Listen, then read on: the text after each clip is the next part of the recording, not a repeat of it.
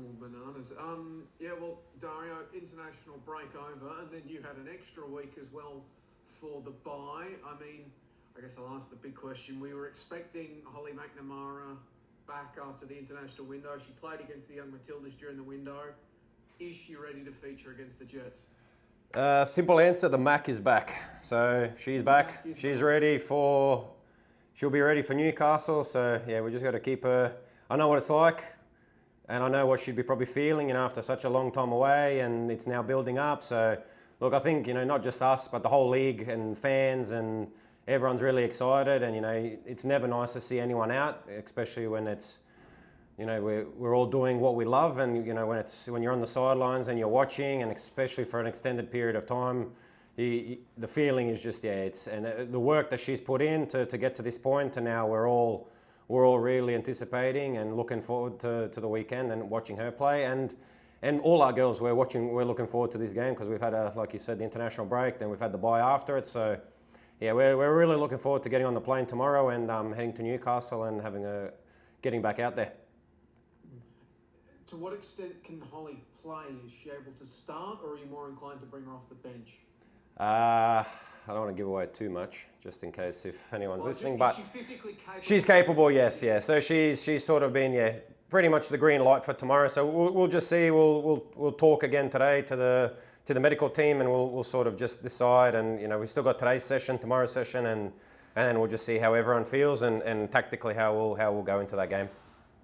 Because obviously the break allows some people to rest up and heal some aches and pains. How's everybody else feeling coming out of it? Yeah, good, not too bad. So we're waiting on Naomi and Barb's, and Carly's still recovering with her foot. So we hope to have Naomi back in a couple, hopefully in a couple games, and Barb's not long after that. Carly will just sort of see, she's just a day-to-day prospect where we'll just see how we let her up and then just see how it feels, but again, we're excited to have Cote back as well. So she's rejoined us. She's ready for the weekend as well. So look, we're just, when you haven't played for this long and people have been away, it's exciting when everyone gets back together.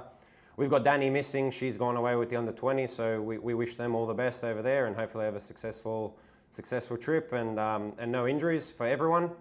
And then, we look forward to, like I said, really just looking forward to the weekend and putting our best foot back forward and just putting pressure on that top spot.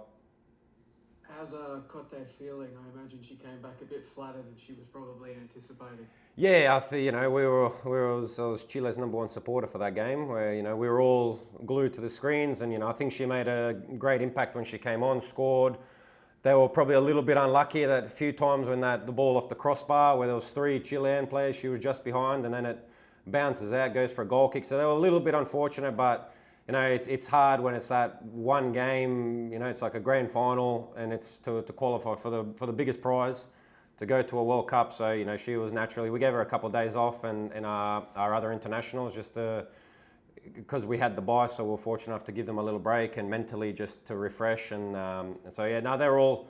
She was really excited, obviously being away for a long time away from us. So she was excited to be back, and I think she can't wait to get back on the pitch again this weekend and continue playing, and again show her qualities, where she left as arguably the best player in the league when she left to go with the national team. So she'll be looking to hopefully reclaim that title back, and we're excited to have her back as well.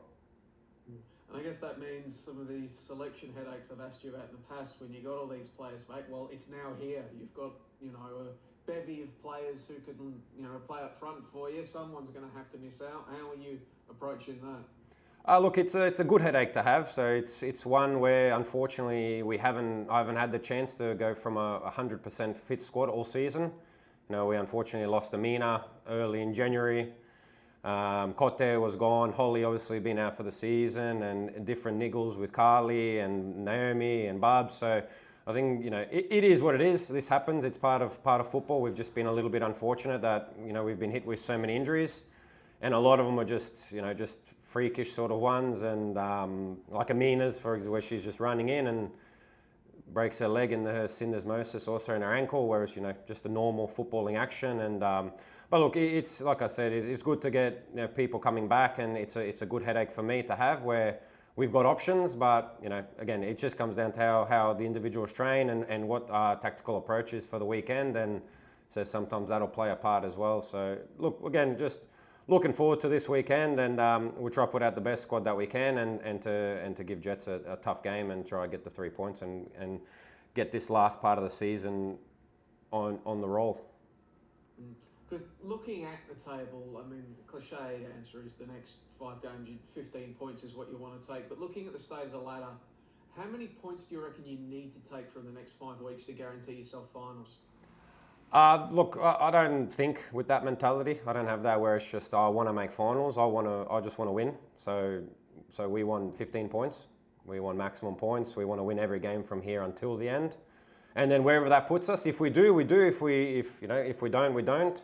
Sometimes football can be against you. There's games this season where we've been clearly the dominant team and we haven't unfortunately picked up the 3 points. So that happens over the course of a season. But I think, in terms of the progress that we've made in terms of collective and individually, it's something that we can be proud of. And yeah, we're just, we'll go out, same mentality. We want to win. We don't look at we want to make the top 4. We want to and I think that's the mentality you need, because finals is one-off games, must win. So, if we have that approach where, a draw is nice here, or let's hope other results go our way here, and it's just sort of the wrong mentality, especially when you get into finals football. So from day one, ours has been to win. We play to win. We go out to win, and we try to play our way.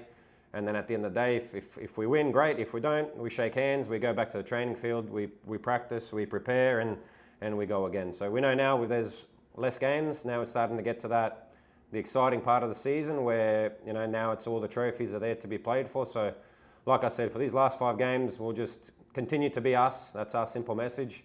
If we can be us, we give ourselves a great chance, and then where that puts us at the end of the season, we'll go from there. And against the Jets, you've got them this weekend. Obviously, they didn't have the best results. You can't sugarcoat it, losing 6-0 to Western United. How are you approaching this fixture? Look, they'll come out hungry. It's sort of the same take that's been had this whole season. Where Canberra, for instance, when they had their 2 5-0 losses, everyone wrote them off. Everyone said, they're this, they're that, which, I don't want to repeat some of the words that have been said. And then a week later, they beat Sydney, they win again, and now they're, final contenders, could win it all. So football, it can change week to week. It changes in one match. So, they were very unfortunate. They had a send-off very early in the game at 1-0. And then, Gary probably, for them, they need a result. So they couldn't really sit back and defend. So he went to the back 3, tried to attack, and, and these things happen where some days it just won't happen. You've been unfortunate, but, on Saturday it's going to be a completely different game. So we don't take too much out of that. I've probably pretty much analysed the first 18 or so minutes until the red card, and I thought, they were well in the game, and we know their strengths. We know they've got dangerous players. They're going to be hungry. They want to bounce back after a 6-0. No one likes to lose, 1-0, 10-0, regardless. No one likes losing. So we're preparing. We're anticipating that we'll play the best Newcastle team that they put out, that they'll all have the best game, and we need to do the exact same. Why do you think this, like you mentioned, Canberra bouncing back from their heavy defeats to be finals contenders and the like, and this Melbourne victory last season, lost 6-1 and then went on to win the championship? I think they've done that a few times. Why does this happen in the A-League women's competition, do you think, that we get to see these like wild skews between teams' best performances and their worst performances? It's simple answer is it's football sometimes, Like, even you can look at not just the women's game, but you can look to the men's game. Barcelona were flying 8 points clear. They lose to United, get knocked out, then they go and they lose to Almeria. No one anticipates this. So, okay, it wasn't a heavy defeat, but still, it's a defeat nonetheless. Or Manchester City, where they beat Arsenal and then they go away and they draw to, who was the draw against? It was away to, can't remember now, sorry.